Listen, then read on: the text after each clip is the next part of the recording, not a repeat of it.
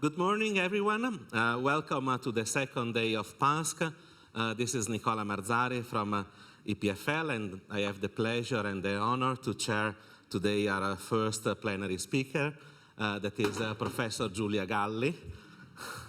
She's okay. And Giulia is the Liu Family Professor of Molecular Engineering at the aptly and newly formed Institute for Molecular Engineering at the University of Chicago. She originally has a PhD of physics from SISSA in Trieste. She was actually at IBM Zurich earlier on in her career and at EPFL, and then moved to the States at Lawrence Livermore first, where she was awarded both the DOE Excellence Award and the Lawrence Livermore Science and Technology Award, UC Davis, and now at Chicago. And so it's a great pleasure to have her talk today on material discovery and scientific design by computation, a revolution still in the making. Okay. Giulia, the floor is yours. Thank you very much. I don't know how to walk these days. I think I need to be careful. Anyway, thank you very much for the invitation. It's a pleasure to be here. I hope to be able to use this microphone. And so what I would like to do today is to give you a long introduction. I hope you don't mind. First, I think that since this is a very heterogeneous audience, I would like to try to get you excited and tell you why I think it's interesting to think about predicting properties of material. And we will be looking at materials at the microscopic scale. And why is it worth looking at materials at the microscopic scale? After all, it's very expensive computationally. And so I will spend some time telling you what it entails from a theoretical and computational point of view, and then I will give you some examples on what I call the road to discovery. So what's a material for the purpose of this talk and for the purpose of the problems that I will try to address, at least in a general level in these talks? Materials is not, your usual just piece of steel or silicon. It's a collection, basically, of electrons and nucleus of atoms, and materials that we will be talking about are solids, liquid, nanostructures or nanostructure materials, and combination thereof of all these different forms of materials. So we are thinking, for example, of the materials that are composing a transistor or a battery, and there already, at least in some of them, we have solids and we have electrolytes, we have liquid or solar cells. And I thought, I picked this example just as a first example because I think that everybody can relate to these kind of devices, and they have a number of heterogeneous materials composing them, but also materials, I mean liquids, for example, waters or water in contact with membranes, or a system that we don't know yet what they will look like. For example, systems that we may think of building, or materials, especially with defects, that we may think of engineering for quantum computers. And actually, there are claims that quantum computing has arrived, like the new wine or something, and it's already there. But many people would claim that this is not true, but of course this would be a much longer conversation.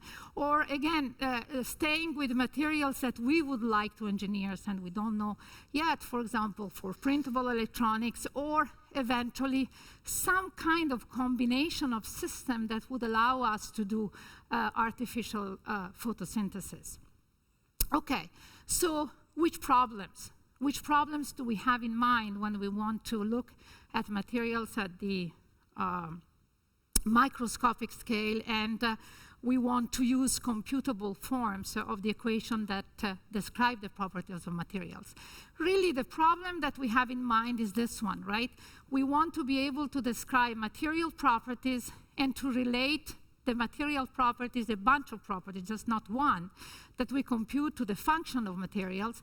And the idea is to understand, and please don't overestimate, the understanding part is very, very important, and the interpretation of experiment, and then go all the way, right? Prediction, control of properties, design, and optimization.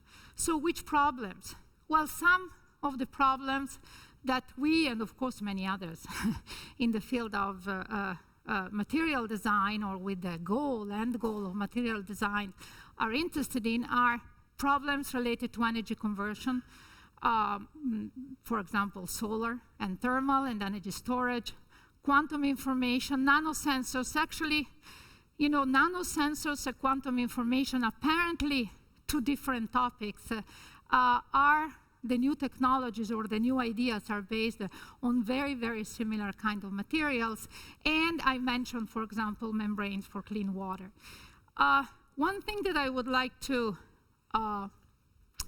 emphasize is that we don't only want to really, you know, find the dream material to solve some of these problems. And what I should say is, in my opinion, we won't find the dream material out of a hat by doing a lot of optimization if we don't go through a real understanding and working hard to understand the fundamental interaction at the microscopic level. I mean, we know the equations that we don't know how to solve. We have to approximate them. But there are a lot of interaction in, for example, highly correlated system. You know, the classical example is a superconductor that we don't yet know. So we have to do a lot of work in understanding the theoretical foundation while we do all, you know, the optimization that we can do for the materials that, of course, we already know. All right. So I talked about the revolution, and of course, you know, in the United States, we become very good at overselling, right? Because we have to sell our stuff to funding agents, so we are very good at using video, so revolution. But, you know, so this is part of the motivation of using this word, of course. But I do, you know, if we agree that if we are able to come up with really scientific discovery based on computation, then we will have made a kind of a revolution, because we will have changed how, you know, we do part of our scientific discoveries. Then this will be a revolution. And I believe we are not yet there. But I believe that, you know, if you see how much progress is being made when we are able to integrate computation of multiple material properties at different scales, and providing scientific understanding and knowledge and pushing new ideas, you know, while we keep going doing that, I think we will get to new scientific discoveries by computation, and we are not even too far from that. And you know, we can call this a revolution, which is still in the making. Of course, there is a, at least in the statement of the MGI, the Material Genome Initiative, and more mundane, you know, goal to help business, of course it's always business in the US, business discover, develop, and deploy new materials twice as fast as now. And, you know, this may sound like, and it is in a way, more mundane than this one as a goal, but it's not an easy one. Actually, it's a very difficult one. So let me give you two examples very quickly, and then I will tell you a little bit about the theory, and then I will give you other more probably conventional examples on materials of energy. So these are two examples where there aren't yet really new scientific discoveries, but I think very good examples where computation is bringing a scientific understanding and knowledge which is quite remarkable. And qubits for new computing technologies and carbon in the Earth. Apparently very different problems, but you know, when you look at problems and materials and in matter, I should say, at the microscopic scale, many problems start looking in a way similar. So this is not a field I'm an expert on at all. You know, I've just started looking in this field, but I'm very excited. And there have been experiments going on in the last 10 years or so that have shown that if you can manipulate spin with light, you can hope to design really new computing technologies based on the principle of quantum physics. And still, since here we are talking about computers and how to go forward, I thought that this was a nice example to mention. And the same technology, as already said, actually also are giving rise to a brand new generation of nanoscale sensors that are really quite remarkable. If you talk about experts in these technologies and you ask them, what about how far are we from a quantum computer, you will get answers between 10 to 50 years. So, it's not that it's for tomorrow. And I want to point out two things. One is that there have been determination of good qubits. So the identification of defects in a solid. So you take a solid, you generate a defect, and you generate it in such a way that you have the spin that you want associated to that defect and the arrangement of spins so that they can talk to each other, that are the way you would like them to talk to each other in a quantum computer. And the determination of these spins and of these so-called qubits really has come from a joint experimental and theoretical and computational effort. And there are two remarkable papers coming from the group of joint papers. There are many, but these two, a couple of years ago in PNAS, joint Van de Walle, David Ashalom, where really you can see that the experiment has been done, has provided some data, but without the computation, the knowledge that has been provided would be very, very different. And we have started now looking not only at identifying these defects, but this is a new, not a new material, but a different material from the one studied here. We have studied looking at how the spin correlation works. And these are experiments yet unpublished by David Ashalom work. These are correlation function as a function of time. I won't go into any details.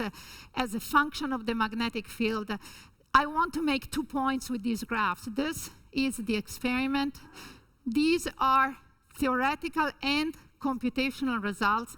And you see they look pretty similar. Actually, if you superimpose them, they look very similar. And then you could say, who cares? There was the experiment there. Why did you do all that and do the same curve? We had the curve already. Okay, first of all, there is no adjustable parameter. This is a correlation function, and these are microseconds. For those of you who may know that microsecond is a very long time. So why we care? We care because after doing this calculation, we understood why this correlation unexpectedly, very unexpectedly, were so long compared to what, for example, happens in diamond. And after doing this calculation, we came up together with the experimentalists with ideas of how we could engineer even better correlation in other materials that are nitrides. And why do we care? Because they are very stable. They are much, much more stable as a function of temperature, and although expensive, much cheaper than diamond and silicon carbide. So this is an example. Another where I think by doing computation, you can make actually a difference really towards discovering new materials. This is a different example, and it's an example with a big question behind, like for qubits. And the question is, how much carbon do we have in the Earth? It turns out that we don't know. I mean, by we don't know, I mean, people have really a very, very, not bad ideas, very, not a very good idea about how carbon is there and in what form. There is more methane, CO2, and you may care for many reasons, and one reason is, of course, carbon emission. There is carbon emission coming out from very different sources, and we have, for example, volcanoes or stuff. We have no idea of how much is coming out. There is a 10-year initiative by the Sloan Foundation actually funding work in the United States by many groups, including ours, trying to understand and answer this question. It will take more than 10 years, but we have started. So again, this is an example of using computation, experiment and calculation together. And what I mean by this once more is that the results that you get because you couple the two types of investigation. You wouldn't have gotten them by doing only experiment and only calculations. And by doing calculation, we understood some phase transition under pressure, and we understood that actually under pressure, certain types of compounds, specifically carbonates, start behaving like silicates, and you always have to ask yourself, who cares? Well, you care because when these things that are in the Earth starts behaving like these other compounds that also are in the Earth, the reaction changes, and what comes out of this reaction actually is quite important to determine how much carbon in which form you have in the Earth. So this is, again, not yet a scientific discovery, but a very important piece of information that we have been able to provide by doing a computation, and actually large-scale computation. This is a different kind of example. So one thing that people for a long time, and also now to some extent, are not able to do is to extend geochemical and geophysical models to the condition of the Earth below the mantle. And the reason is that there are a lot of data. There are actually quite a bit of data in geochemical databases, but there are no measurements for one piece of data that is very important, which is the dielectric constant of water under pressure. And this is a piece of information that you need to be able to work out all these models and to extend these models. And we provided this piece of data by doing a large-scale calculation, actually from first principle. These are real data, and that you probably don't see, but at some point you have to show some data and not only nice pictures, so I thought I would put, a piece of data there. Okay, so why am I saying in the title that we have a long way to go? Well, we have numerous levels of integration to be achieved. We need to, if we really want to be able to make new discoveries of materials, we need to integrate the description of different properties. And since, we have talked for years about multiscale modeling, I thought I would mention that there are, when you talk about materials, there are many properties you want to compute. And there are a multi-physics, multi-scale, there is an E missing, sorry, requirements that are different for different properties. And we will have to live with the fact that not all properties certainly can be computed at the same level of accuracy. And then, of course, there is the integration of theory, computation, experiment, and data. And we will need also to come to a better control of the theory and also of the errors. And this is more of a sociological problem. Also, we have to convince experimentalists to provide reference data for us. Okay, so we have,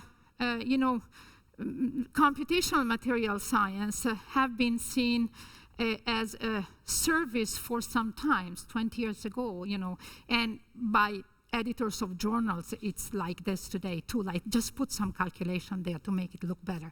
That's not how we will get to make a difference. And if we want to convince, if we want to control errors, we need to convince experimentalists to provide reference data for specific problems that are not the end goal. So that's something that I'm trying to sell to the funding agency, but they are not yet listening. So, okay, so we look at materials at the macroscopic scale. So what's a material? It's a bunch of nuclei and electrons, and we want multiple properties. So again, since this is a heterogeneous audience, I thought I would tell you which are the properties we are mostly interested in and how we get them. So we, first of all, when we start doing any kind of calculation, we need a structure, a structural model of the material, unless we look at the materials which is very well known. And we get structural geometrical arrangement by solving approximate forms of the time-independent Schrödinger equation for the electron and nuclei. And I will tell you, how this looks like in the forms of Kohn-Sham equation in a minute. Then if you want to characterize your material, and if you want to, by the way, get to go back and forth with the experiment to determine the structure of a complicated material, you need to do spectroscopy. And translated in terms of the equation, you need to couple Maxwell and Schrödinger. And our coupling is at the lowest level in the sense that we do a coupling using linear response and perturbation theory when we couple in Maxwell and Schrödinger description. And in all the problems that we are interested in that I told you about at the beginning, energy transformation, energy storage, membrane in contact with water, we have transport problems, transport of mass, transport of charges. And here, depending on which kind of transport, we solve either classical dynamics or the semi-classical Boltzmann equation. Actually, we don't solve the semi-classical Boltzmann equation. We use approximate form of the semi-classical Boltzmann equation solution, and we compute from first principle the parameters entering those solutions. And slowly, we are learning how to compute quantum rates. And this is a point that I would like to make, which in my opinion is very important. And it has been made also yesterday in a very nice talk by Kurt Kramer given in one of the sessions. If we really want to go and think about new materials, thermodynamics is not enough and may not be the best way. Actually, if we think about new materials, we need advanced sampling techniques to be able to assemble new constituents and actually out of equilibrium. This is, in my opinion, very important. It is from there that most likely new materials will come out. And as all the nanoscience that has been going on in the last 20 years has shown to us, these are all things assembled out of equilibrium. And this certainly is one of our biggest challenges. And not because there are not advanced sampling techniques out there. Already there are, but the best techniques that are out there we are not yet able to couple them with our first principle calculation. But the assembly of, so if we were able to do all this for any materials that we have in mind with one big problem, we would be in a very good shape. For some system, we are getting there. Okay, so basically, for all the equation that I mentioned, we do large-scale computations. That's why I'm here, right? And the basic equation that we solve when we do quantum simulation for the structure are nonlinear partial differential equation, and in many cases, for example, when we do ab initio molecular dynamics coupled with ordinary differential equations. So I'll give you two slides where I give you a very quick historical introduction to this equation that we solved to see how two fields, actually condensed matter physics and physical chemistry also, came together to form the basis in a way of the material science that we do today. So our computables form of quantum mechanics and the equation that people solve are summarized here. So condensed matter physicists started by doing calculation based on density functional theory. Basic variable is the density. And in chemistry, people started by computing wave functions. We are talking about 1965, and computable forms of this theory came 20 years later, right? And by the way, came with the coupling of results obtained from stochastic approaches from quantum Monte Carlo. You would not have those approximations, as sad as it may sound, but you would not have those approximations if people hadn't solved at least some equation for the homogeneous electron gas for you. And so the ability to compute came basically in the 90s, based on these equations for materials. Quantum chemistry was there before. And the reason why I say this is to point out that our field is actually relatively young. You know, really the ability to compute came not so long ago with algorithmic and computational developments. And among the developments, all-electron solution to the DFT equation. More recently, linear scaling methods to solve this equation. Of course, software developments for high-performance architecture.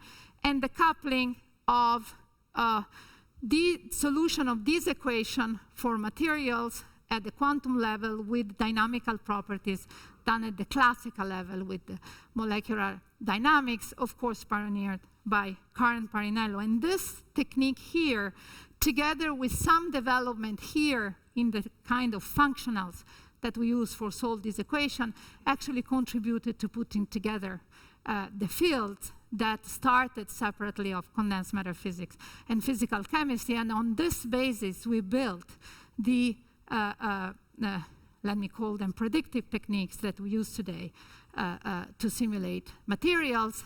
And of course, there are people here in the audience that know all this very well.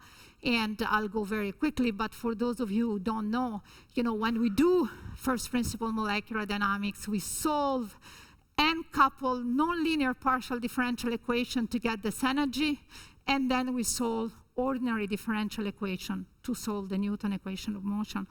And this is actually an old view graph that I've shown many times. And in terms of a number of degrees of freedom, I had here 10 to the 9.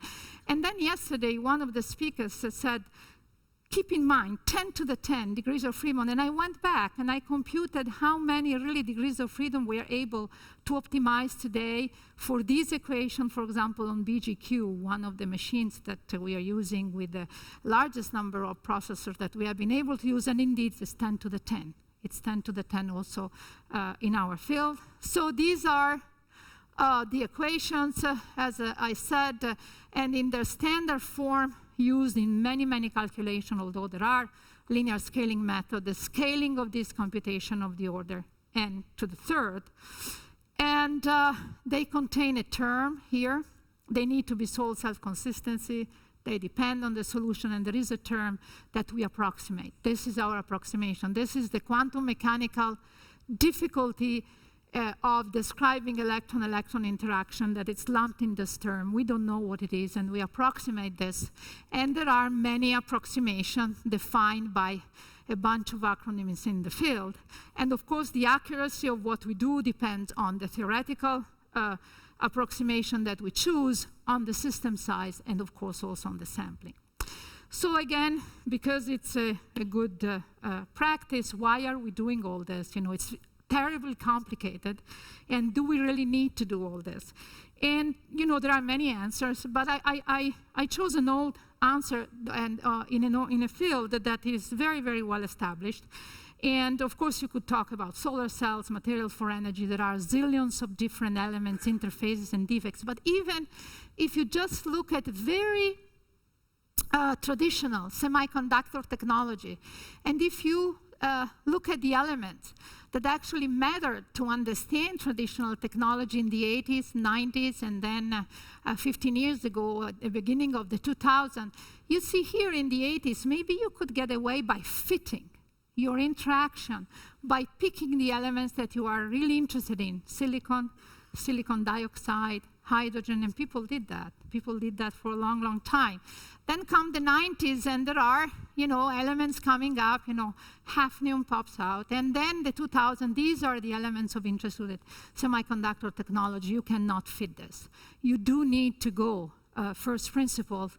Of course, first principle doesn't mean exact, as we all know, but a theoretical approach that allows you to actually be more general and transferable.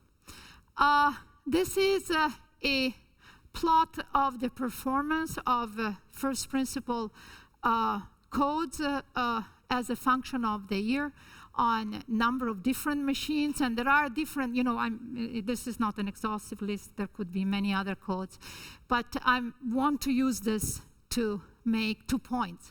First of all, the performance of first principle molecular dynamics has doubled every 8 months, and on the machine that we have access to, and so parallelization has beaten Moore's law. I mean, there is nothing, sometimes people ask me, this is not profound, it's a state, it's an empirical statement, so starting from when, the very, very first codes up to, and I should have redrawn this plot, to the runs of a first principle molecular dynamics code on the Q machine in Japan. And one problem that to achieve this kind of scaling is related to what we do really with the node mapping. We have to be very, very careful on how we do, our load balancing, and these machines are not very easy to use at all. One point that I want to make is that input-output and the analysis of these large data sets have become very challenging problems, as challenging as making the code scaling more and more. And this is also related, it's a very difficult and important problem on, for example, if you want to do databases. If you want to do databases for increasingly complex systems, what you can store and how you can store them and how can you analyze this data. This is a real important issue to which I don't have any answer yet. So can we be predictive? And let's see here, I haven't kept track of my... Okay, good. Can we be predictive? In 20 minutes, I will tell you that we can. So, let's start before we go to the prediction that we really would like to be able to do for the complicated materials, for example, for energy problems or carbon in the earth. Let's step back and see if we solve the equation that I've just told you, just to look at thermodynamic properties. Can we be predictive? Have we been predictive in the past? Very simple problems. I'm going back to thermodynamics now. Phase diagram of elements, textbooks, high school, okay? Can we predict those? And so I picked 2 examples. And of course, I'm picking examples from my own work because, not because they are the only one, by no means, because I know them better and because I am taking advantage of this to telling you about my own work, of course. So this is a prediction we made 10 years ago about the phase diagram of hydrogen and how the temperature and the would vary as a function of pressure. There would be a maximum here. The implications actually about what happened at 0 temperature, the hydrogen, are quite important. And experiments were made years later, and this behavior was confirmed. And likewise for carbon, this is again a phase diagram of carbon. We made a number of predictions about, again, thermodynamic properties. There were experiments done in France at CAA and at Livermore.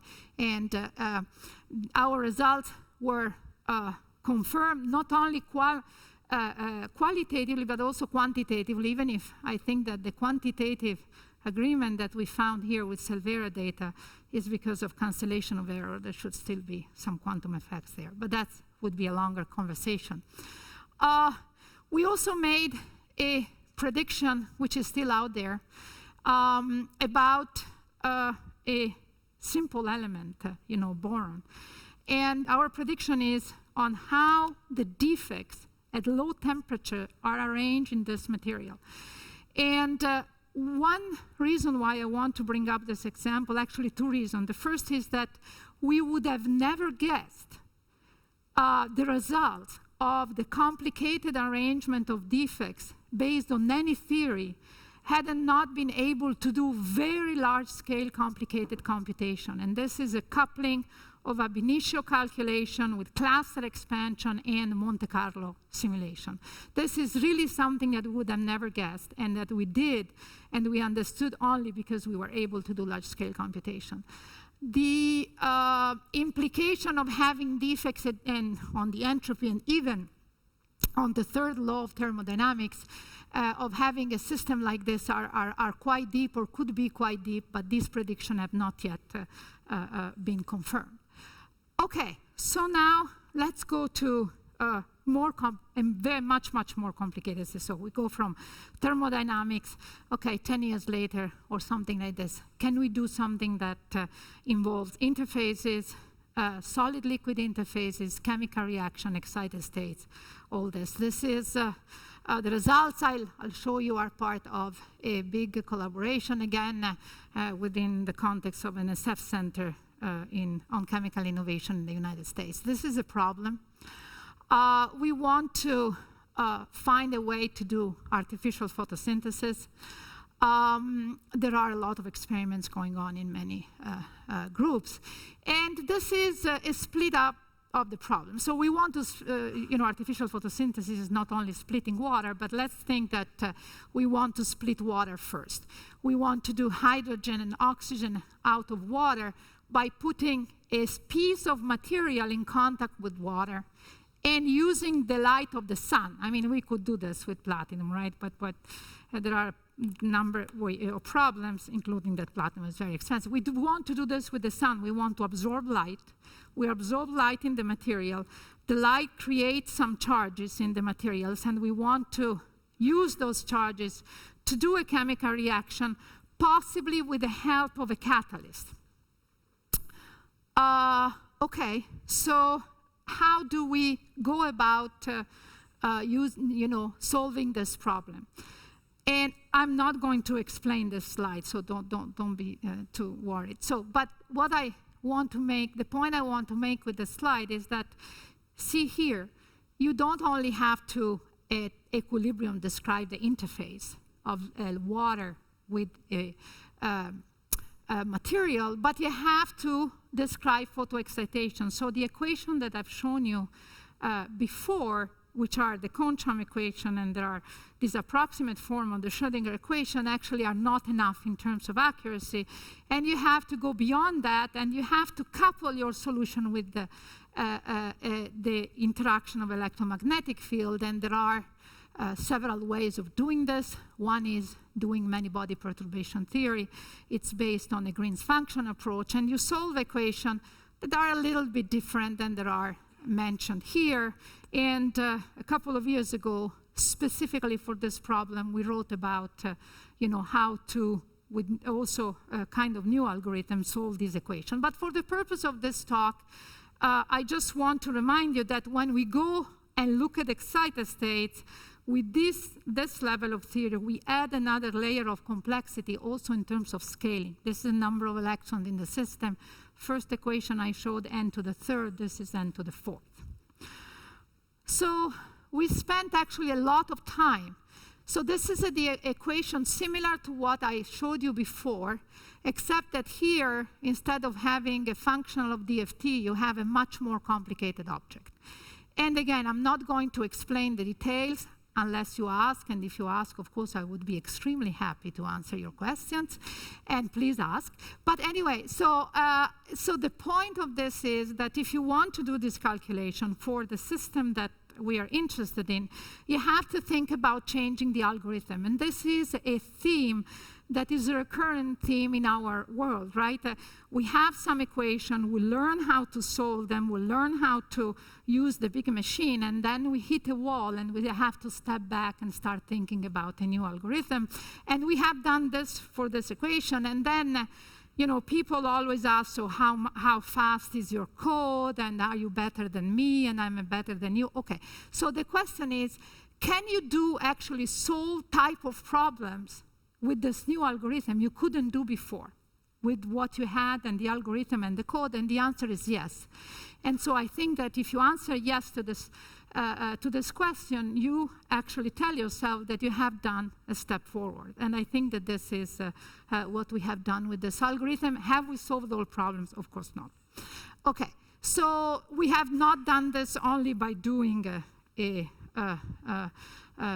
better algorithm, but also for exploiting the scaling of the algorithm and the writing of codes. This is specifically on a BGQ Myra and there should be a name here of Marco Govoni, and I don't know why it's not here, who is actually the person who wrote all these codes and is responsible for the scaling. Okay, so I told you that we could solve problems that we could not solve before. So what have we done?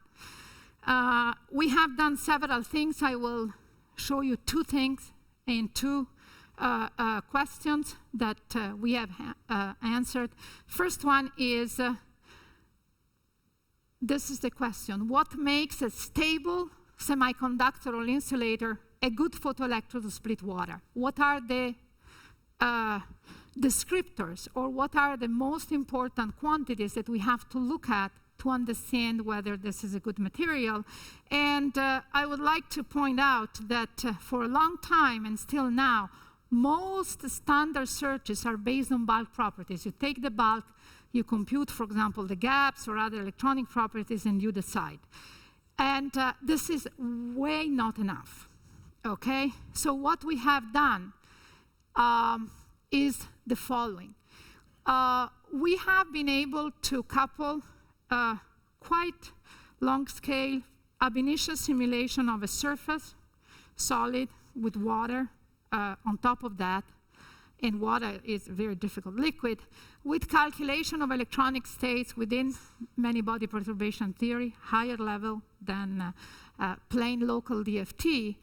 And we have been able to understand how the bands of water are aligned with those of the photoelectrodes and whether they are good to be positioned to do a chemical reaction that we want. These are our results. This is a technical slide, but I would like to point out two things. One is the advantage of computation that allows you to understand what's going on. We could actually split the problem and look at the effects of water one at a time. We put water on the system, then we see what the water does to the system, we freeze the system, we remove water, and we redo the calculation. You cannot do this experimentally. But by treating effects one at a time, you understand what's going on. And the importance of this calculation is not to have found, absolutely not yet, the magic material to do artificial photosynthesis, but it is to have understood what matters and to have understood now what we shall, what we should do really, and how we should go about to look at much more complicated materials like oxide and so on and so forth. The other piece of understanding we reached was to couple the techniques that have been used until, maybe not the 60s, the 70s in solid-state physics to compute Schottky barriers and ohmic contact, and to understand whether you have a good contact between two materials and what does it mean good? Good so that you can get the charges out. And we had taken these techniques, applied to solid-liquid interfacing with a high level of theory, and we are pointing out, and this is a paper that is just out, that it's not sufficient to have a very good catalyst. This is a very good catalyst, by the way, iridium oxide. You don't want to use it because it's too expensive, but it's a very good catalyst. The morphology does matter, and it does matter because it determines whether you have a certain type of contacts or not, and there are new descriptors that you should keep in mind if you want to understand this problem. So again, we have not discovered the magic material, but we have discovered understood the number of descriptors that are very important to take into account as we proceed, as I said at the beginning, on the road to discovery. So we have done the same in the field of photovoltaics, right? So in the field of photovoltaics, we asked two questions. One is, can we assemble materials? We don't want to change the composition and morphology or go to a high throughput kind scanning of what the materials that we already know, although it may still be useful to do that. Can we assemble materials from nanostructures?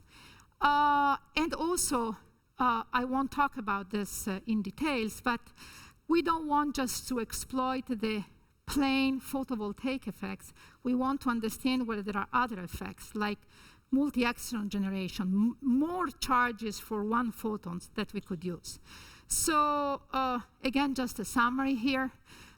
We came up with an idea of new core structures for silicon nanoparticle, or you can see this just new silicon nanoparticles. And of course, one of the referees of this paper told us, nice try. Said, okay, nice try. But it turns out that our predictions were confirmed 1 year later. These nanoparticles were made in solution and with determination that with a certain termination that we had speculated about.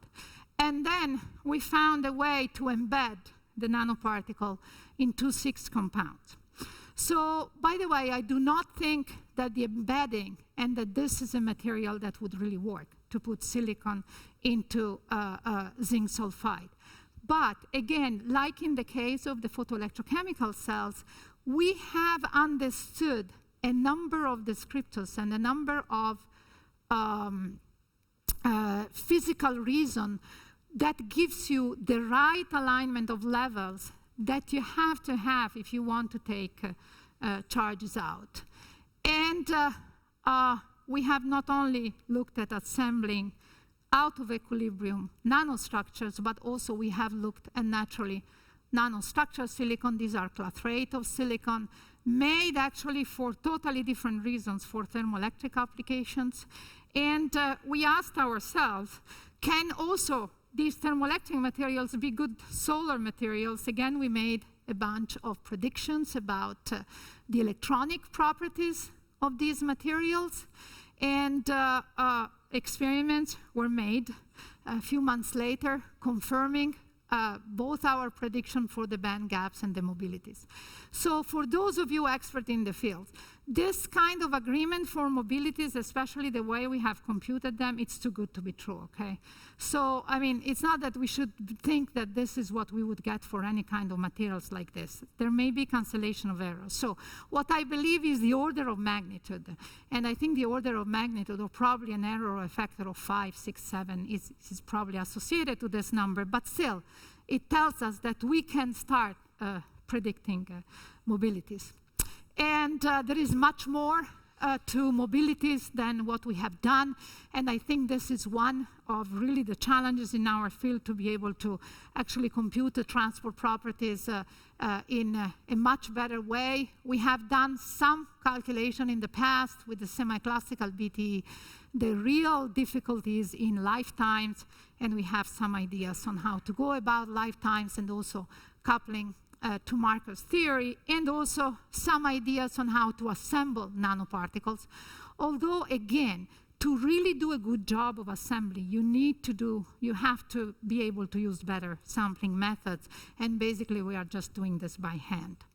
So, well, all the way through the calculation, and also at the end, remind yourself that you are doing numerical solution and approximate equations, and really, we need to keep an eye on verifying and validating our results. And of course, those of you who have heard me speaking before are probably sick and tired of me saying this, but, you know, we do have an issue here in distinguishing theory and numerical techniques in some of the literature of our field, and we have to pay attention to that.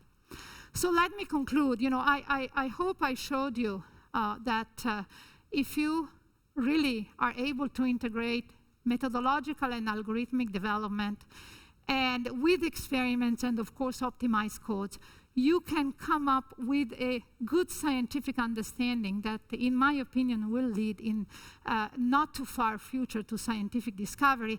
And one of the key goals is really to be able to compute multiple properties. So, of course, there is a lot of discussion about data and about databases. Why didn't I talk about that? Absolutely not, because I think it's not important. I think it's very important. The only reason why I didn't talk about this is because I'm not an expert in that, and there is a lot I have to learn, but certainly I believe that the integration here will be, theory, computation, experiment, and data that will bring us to where we want to be. So these are the open source codes that we have used in our calculation, QBox for ab initio molecular dynamics, and some electronic structure, quantum espresso for electronic structure and structural property. West is our optimized GW code, which will be soon released within Quantum Espresso, and there is a website where we explain all the algorithm, and it will be released when Quantum Espresso releases this piece of code. And I just would like to also state that I really think it's very important to work with open source codes. This is my group, actually, as you can tell from the kids here, it's an extended group. This is our, last pictures of the last party. These are the names of the real group member. These are previous group members whose work I mentioned. These are my senior collaborator, and this is my funding. And thank you very much for your attention.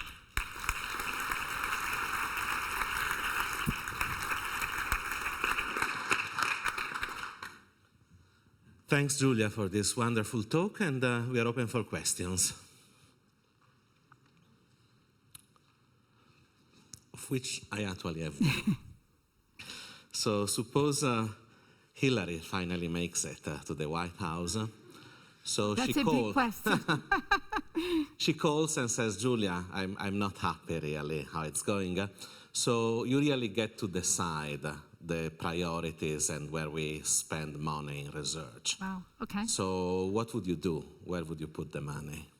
Well, that's a complicated question. I mean, first of all, I would definitely put some money, and I don't want to insist on this too much, but I would start putting some money at the very beginning in funding in a different way education in the United States. That's for sure. You need to start from the beginning, otherwise we will not get there. And I would shift, this is one thing, it would be a long conversation.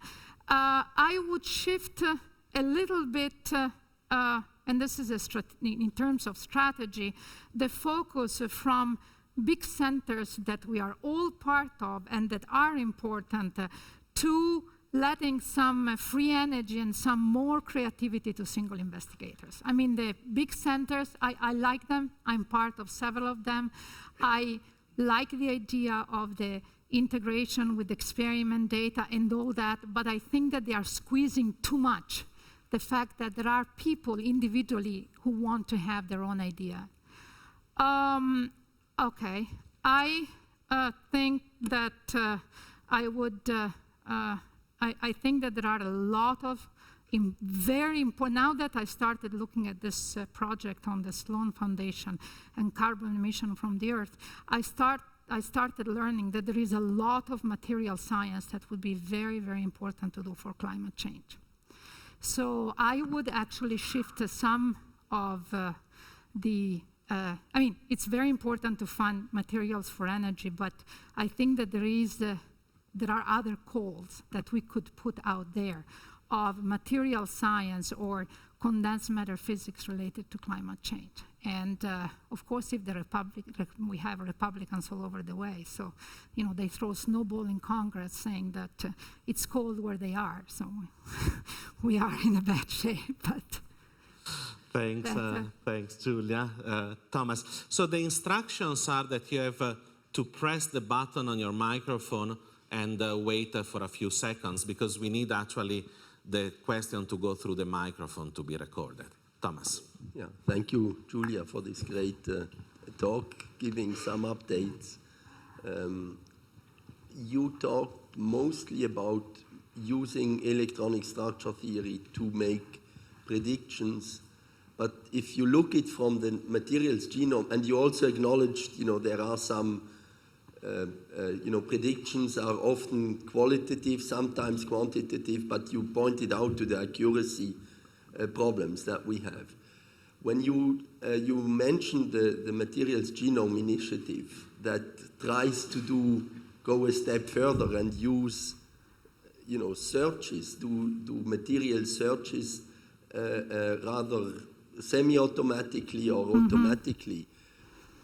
How does this fit together with this inherent inaccuracy that we have? This is a great question, and I don't have a good answer, unfortunately. And if I had a good answer, I would have probably ventured talking about data. And first of all, I don't think that, so there are a lot of,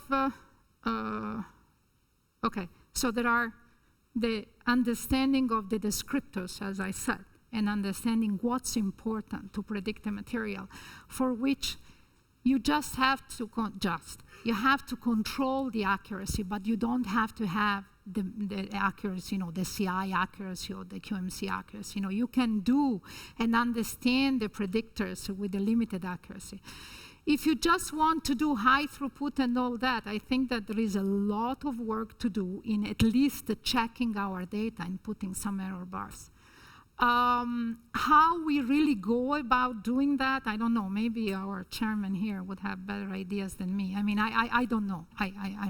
It's a great question. I think we should spend a lot of time talking about this question, but I don't have a good answer on how to. So I don't want to give the impression that we have to go always to the highest level of accuracy, and that we have to have solved all the problem before doing high throughput or before doing optimization. It's very clear that we have to, proceed in parallel ways, and these parallel ways will, tilt and touch. It's a very complicated problem, and let me put it this way. I talked about the part of the problem that I know better. That's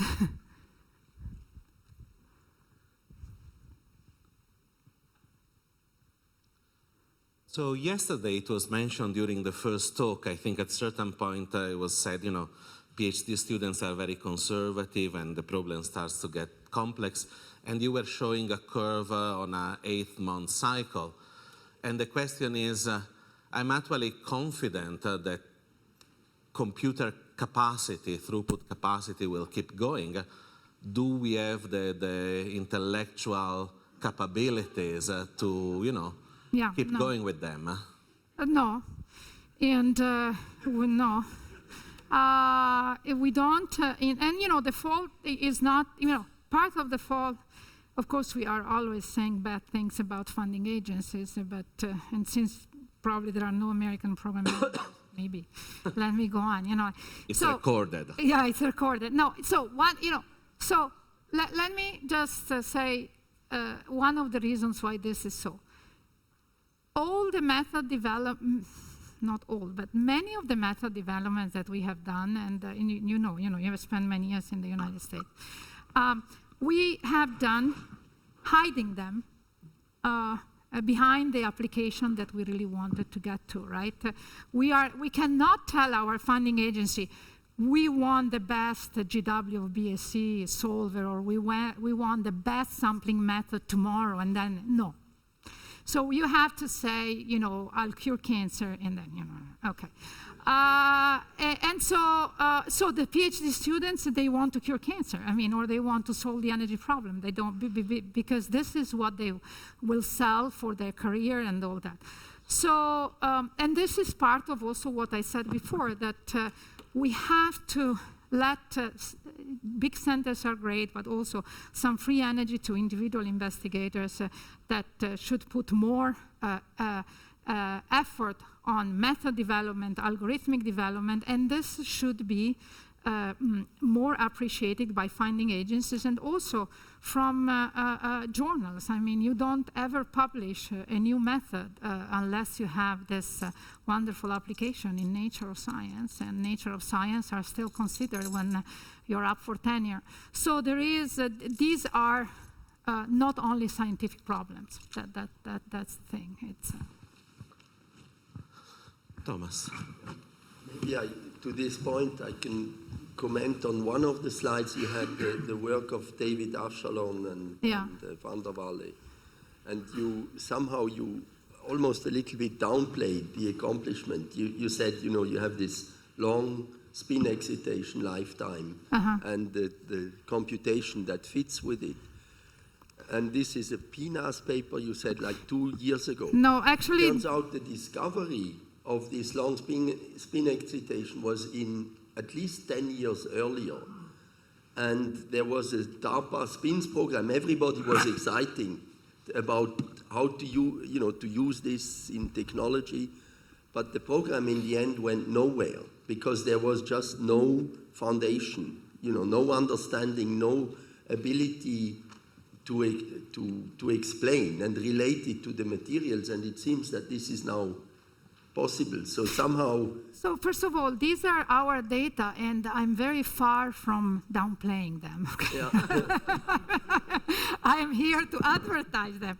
I just wanted to say that before we got there, there was a lot of work done by other people, not only by Chris, but also by many other people. And I couldn't agree more with, and this is what it's not, if the theory had not been there to start with this first, the field would not have developed. I totally agree with you. I mean, I am not downplaying that. What the point I tried to make is there was the experiment a long time ago, over 10 years. I remember being in that spins program that was trying and I think Nicolas Baldin, who is now at ETH, was also involved. And there were some, cartoon-like predictions about materials that took the field very much in the wrong direction. And yes, I should have, yes. Yes.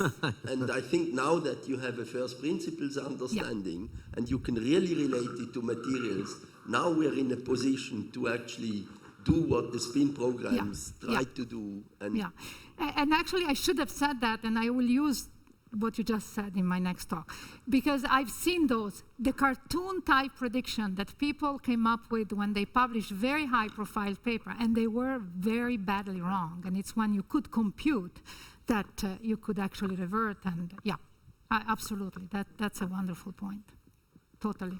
Great. Any last question from the backbenchers?